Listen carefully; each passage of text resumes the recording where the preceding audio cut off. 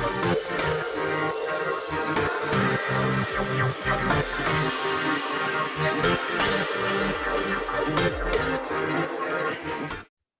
everybody, this is Kevin and that's Mark, and this is what Elon said, and we're back today on the 28th of February with the likes from Elon's Twitter account. So we'll dive right into it. We're a couple days behind. We had the weekend off, and we're going to catch up first here with Ross Gerber's link to a Wall Street Journal article about Gene Wilder's home that Elon once owned. And he's saying this is awesome.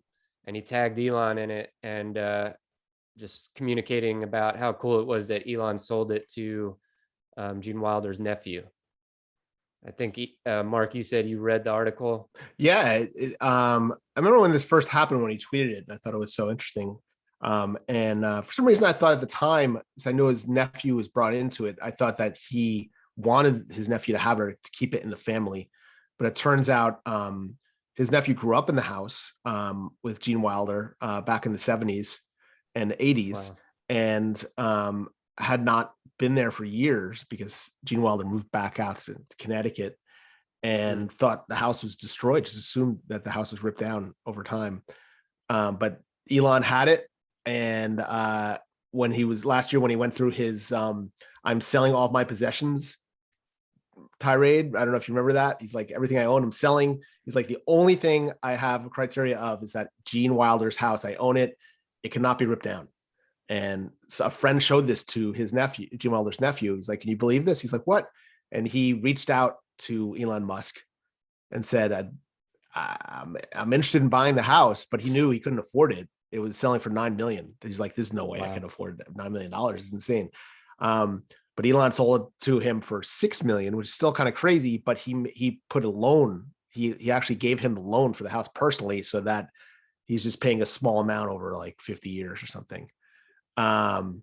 So he is very grateful to him. He moved back into the house, and it's an amazing experience for him. And he brings his nephew there a lot now. Really? He stays with him. That's so cool. Yeah, it'll be a place that Elon can come back and visit. That's right. Where he has plenty of fond memories of it himself. But I've heard that it's a very quirky house. Yes. A lot of like little nuances that a Gene Wilder fan would appreciate. That's right. That's right. That's a really cool story. I mean, Elon doing the right thing. So yes. And he gave one tidbit. He said, he was married to Gene Wilder he was married to, Gilda Radner. Yeah. And the son was going to be an actor. And then he said, I don't really want to become an actor.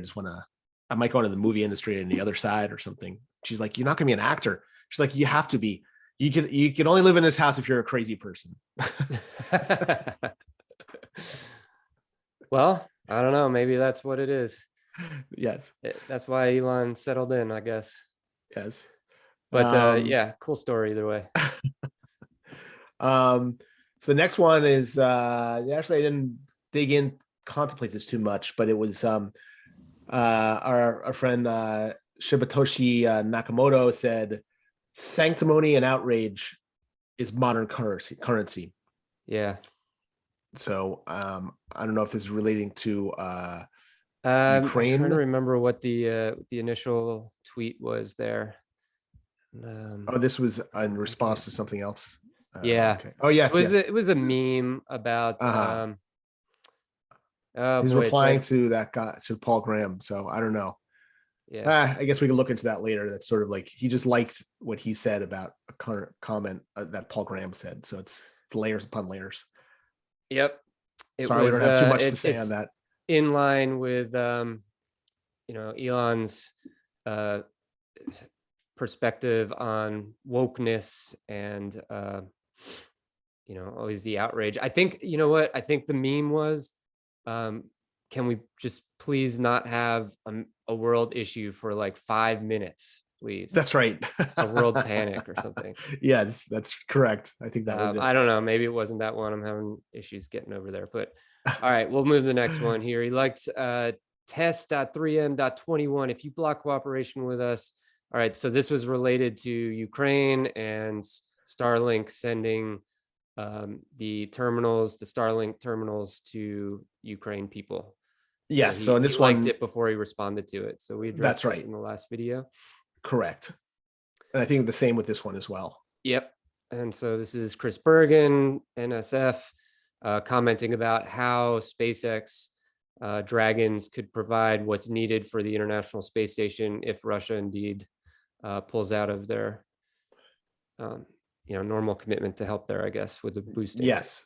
And it's interesting.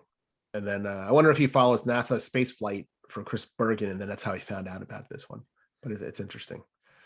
Yeah, I'm sure he, like, my guess is that it's probably on a list of SpaceX and space related elements here. Could Oh be. yeah, because you're right. He saw it through Chris Bergen and not Yes. Pete. So. But if you have a chance, definitely look through that thread. He goes into detail on how it could be done if you're interested in the specifics on it. So it's very, very cool thread.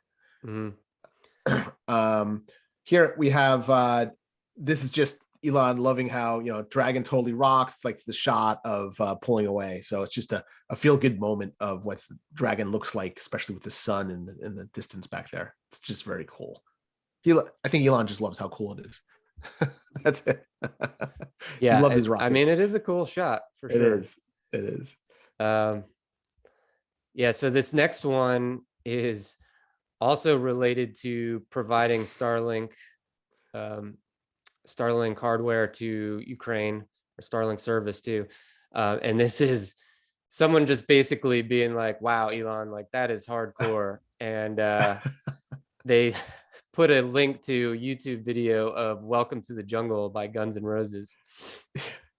Just like, it's awesome. Rocking. You ready to battle it out, style. Russia? That's right. with Elon and his companies, and basically the army of support behind them. It's like, all right, welcome to the jungle. Here we go. Welcome to the jungle. This is it. Here we have Elon liked, I'm going to leave this here. Plaid is a beast, Elon Musk. And this is going back to the other day where there was a Model S. I thought it was Model X, but I guess also the Model S they're showing here that it is just fast as hell. That it's gone under 2 seconds, 200 miles an hour top speed.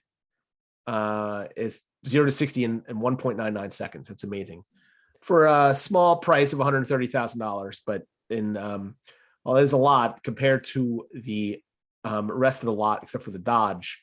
It is definitely affordable. You can get this instead of the Bugatti for $3 million. I mean, I'd say that's the biggest takeaway from this chart here. I love that.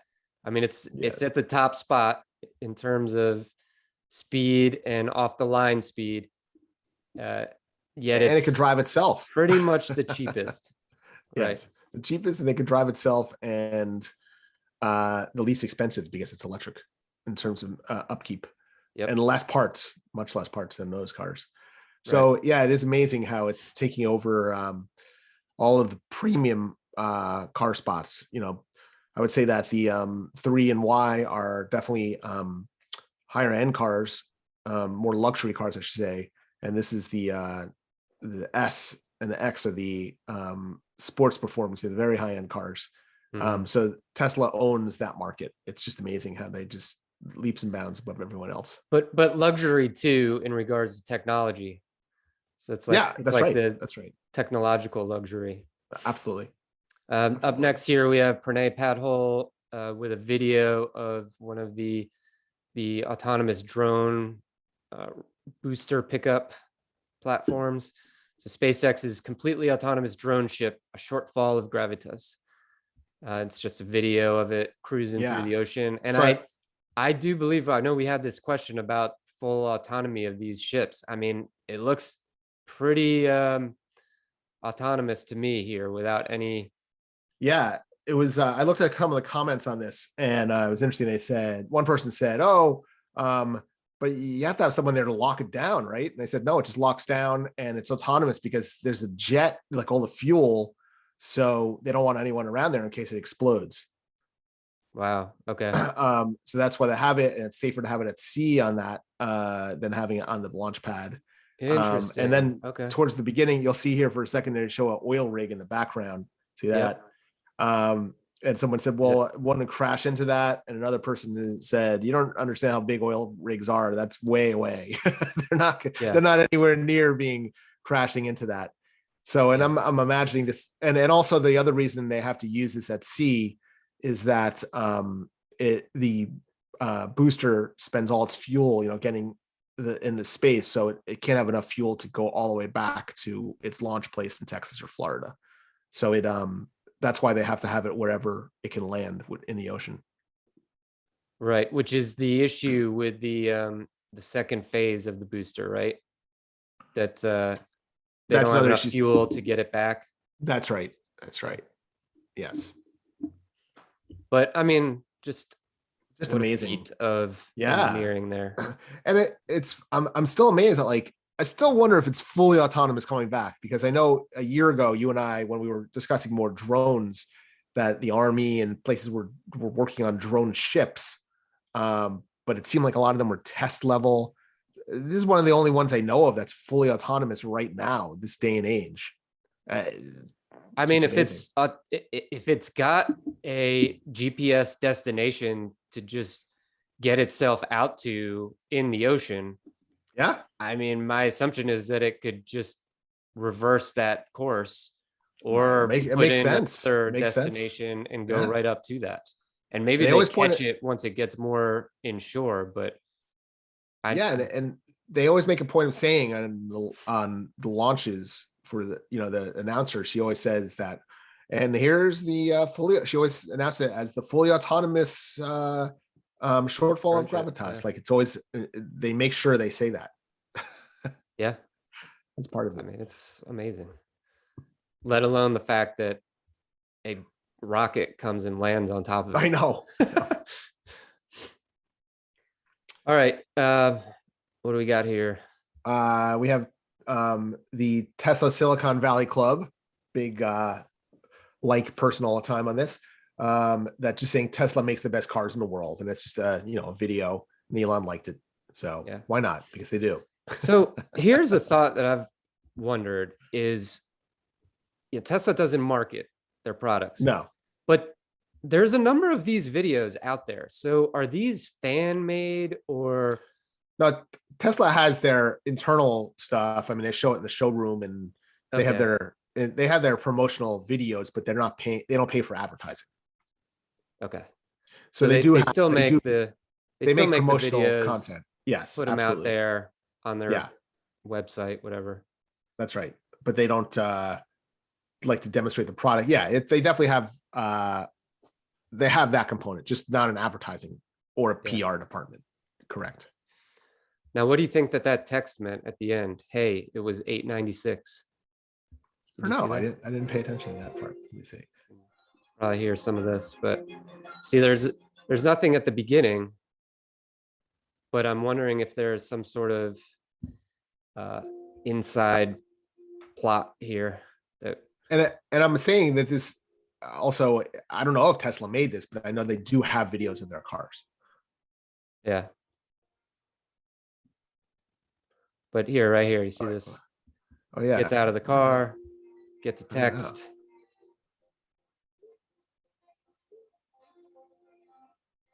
I don't know what that means. Interesting. Weird. Yeah. And he's just dressed like in shorts and some cryptic message there. So I guess if anyone watching this knows what that means, please let us know. All right. We also have another short video montage here.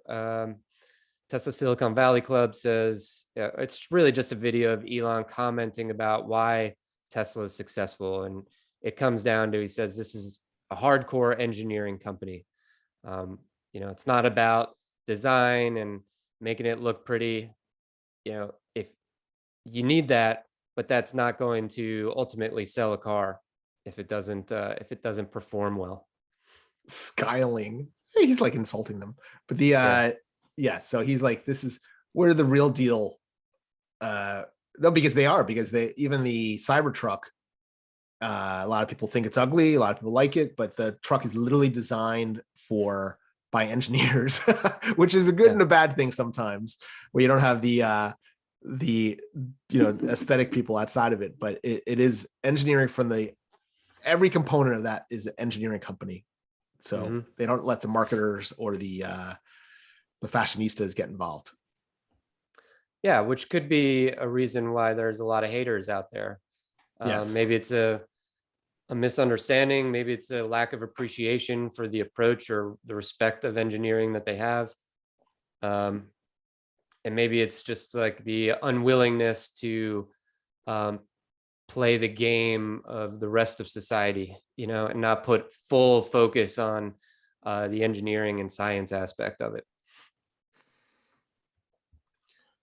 Let's see. We also have Space Hub here that he likes go anywhere in the world in less than an hour.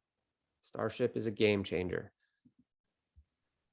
Yeah, I mean, this has been talked about for a while that they can, and it's great, all the traveling around the solar system. But one of the other things that Starship can do and change the world and also create a substantial income is super fast flights around the world. Look at these times. I mean, Shanghai in 39 minutes from New York, 34 minutes to Hong Kong from London. It's crazy. London, you get to in 20. So everything is less than an hour. London to Sydney, that's the furthest, 51 minutes. So it's crazy. In the comments, people were like, well, yeah, but you gotta at least a regular airplane, there's escape plans. Here there's no escape plan. You're like, I mean, I have thought about that, right? Are you going up into low Earth orbit to make these times happen? Yeah. Like maybe are you gonna have to wear some sort of spacesuit or some I don't know.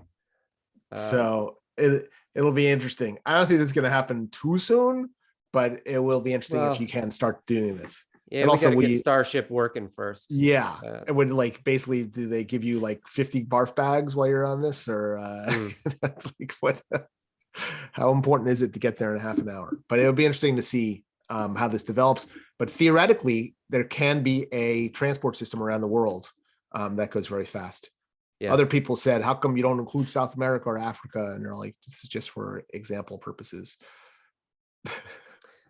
Yeah. It's a future that is exciting, right? Yes. And I think that's probably partly why he likes it. And I think this is something that he thinks is feasible once we get Starship working. That's right. Yeah. But wow, that would be an exciting future there. Yes. So here's our little moment of zen or feel good of the day that Elon liked, which is a xylophone playing a song in the middle of the forest. A tranquil forest is a very long xylophone. It's very cool. If you watch the whole video, it just sounds amazing, and it does play the song. I don't know what mad person spent all this time doing this, but it is cool. It is definitely cool. And the biggest thing about it is it's not being controlled by anyone other than gravity. So someone simply built this thing all the way down a giant hill and let a ball roll. And as it hits these wooden planks along the way, it plays the music of Bach. Yes. And it doesn't fall off either. It's very narrow. I think Elon appreciates the tranquility in this time of craziness this week and the engineering. I would agree with that. Yes. All right. Next up, we have just the country of Ukraine thanking Elon for the Starlink service. Thanks. Appreciate it. So as we very nice. Mentioned in our last video, lots of ongoing developments there. Yes. And here we have a float at Charo Days in Brownsville. So this right by is the city that's right by or closer by where SpaceX is. So they're supporting the town, and they had a SpaceX Starbase float, which looks cool with a whole band on it. Looks amazing. So it looks fun. I don't know what this is, but now that it's posted here, the whole world knows about Charo Days, and they might get more and more people attending every day. They might be overwhelmed. with Yeah. visitors. I gotta be honest. I don't know exactly what Charo Days No is, idea. No idea but what it I'm is. curious now. So I'll Yes. dig in, and we had no idea about this event taking place at Starbase. Yes. But love seeing some of the pictures. Um, But it's here's also Elon with Sombrero Fest. what's that? It says Sombrero Fest. Sombrero Fest. Wow. But pretty cool. Oh, And I there's the guess a big video of deal it. down in Texas, Yeah, look near at the that. border I there. like it. So let's see. We have Evelyn Arevalo. Hopefully I was pronounced that right. SpaceX is one of the sponsors of 2022 Charo Days. Yeah, so some more pictures there of the events. SpaceX Ride. A SpaceX ride. Yeah, look Have at you that. ever seen any of those sketches of a SpaceX or a Tesla theme park? No. I love looking at those. I think it's a great Well, idea. this is the first ride in the theme park because they have they have that. Oh, And it's one of those up and down. Yeah. yeah, and then you go to the next Nice. picture, and they're going. That's awesome. Wow. I SpaceX want that in my Shockwave. backyard. Cool. So it's just like a little fair Yeah, was put up. that's right. But And it's funny they SpaceX was actually sponsoring it. built it. They went to the trouble of making the SpaceX Ride. I'd like to see a SpaceX theme park. It would be Imagine the good. roller coasters that they could make, that they could engineer. It'd be amazing. They'd have a lot of boring tunnels. Yeah, that too. All right, what else we got here? We have Sandy Monroe. This is all part of his, like, he had a long video that just really went through the Model S Plaid, just ripping it apart. And here's another one where he's just marveling at the motor, saying it's magic. Yeah. And he's just, he's always, when he's blown away, he just really, which he isn't often, he just goes on, and he just loves it. So Very enthusiastic. He breaks down it. every component. He goes through every detail of the Plaid's inner workings. Yeah. So worthwhile if you're interested in knowing about that. It's well worth watching. Definitely a great follow and a great YouTube channel. Yes. The breakdowns that he does, and just a lot of the technical engineering talk about vehicles and their engines are just always fun to watch if you're into the more technical technical side. It's green. Yeah, the motor's like a weird green thing. Yeah. Now, actually, in one of the other videos from last couple of days, I think he was at some sort of convention or something, but he said, we've actually got a recommendation for Tesla, and it's to not wrap, not like to build something differently, right? Not wrap it and thread it instead, which I thought was interesting. And I could imagine that Elon or his team or Tesla, just as an organization itself, is open to those kind of recommendations, right? Where you just have, it's like crowdsourced engineering almost. They'll probably look right into it also. Yeah. Ford or someone else. I don't know. I can't speak for them, but they probably would be, if they look into it at all, it would be commissioned for something much later to kind of like maybe look at. Yeah. But Tesla probably did it that afternoon. Yeah, exactly. Yes. All right. Here we have Jana Kreider. Tesla Model Y is cars.com's best EV of 2022. And she's got a link here. I'm wondering if this is an article she wrote, because I know, yep. I don't know. So she did write that. She works for Clean Technica, or does some journalism for them. That's excellent though. Best EV. It's a big award. Yep. Beating out the three. Let's see, next up here. Olmar's catalog. We have starting Monday, Tesla superchargers in parts of Poland, Slovakia, Hungary will be free in order to help evacuate refugees from Ukraine. And I saw a footnote on this somewhere that, just to make sure they understood, this is for anyone, not just for Tesla. So the superchargers are available for any EV vehicle.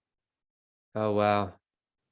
Unbelievable. And this is like asking people to like ferry people as they get across the border to go and pick them up and be able to bring them to different places in the country, rather than just stuck at the border location where hundreds of thousands of people are. So we've got SpaceX, saying we'll step in, Russia, if you're going to throw a fit over your space missions. So we'll step in and do that for you. We've got Starlink saying, people in Ukraine, don't worry, we're getting the links to you for communication, or the modules. Starlink will be able to provide you communication and internet service. And then we've got Tesla saying, yep, we can provide free charging for electric vehicles to get everyone safely to where they need to be. Yes. So in those cities. What a weekend. I know. It's wild. They're doing everything they can, which is excellent. They have the resources. Yeah, just excellent. And here's some lighter fare. We've got Kanye and Elon chilling, it looks like, backstage at a recent Kanye West show. Got Tesla Silicon Valley Club posted that picture. Looks like they're just hanging out. Hanging out, catching up. Yeah, not really talking, but they're hanging out. Yeah. But Elon liked it, which is good. Yep, he liked it. And this last one I haven't seen yet. What is this one?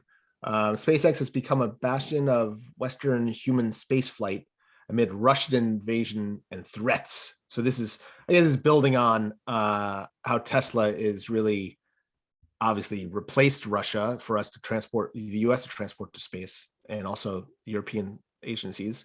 But they are basically the standard bearer of space now. They're not NASA, but they are NASA. Yeah, they're basically supporting the industry. So it's pretty wild. Yeah, I mean, they are representative of the cutting edge of space exploration. And right? Elon liked that. He agreed. Yeah. And here we got one more, which is looks like another reference to Charo Day. And yes. So cool to see SpaceX engaging with the local community and participating in Charo Day festivities. And I think it was how it started and how it's going. That's great. It's pretty good. That's it. That catches us up with Elon's likes for today, the 28th. I think we'll wrap it up there, and we'll catch everyone tomorrow. And happy Charo Day. Happy Charo Day to everyone. And if you like this video, please like it and subscribe. We'll be doing this every day going forward. Thanks a lot. Have a good day.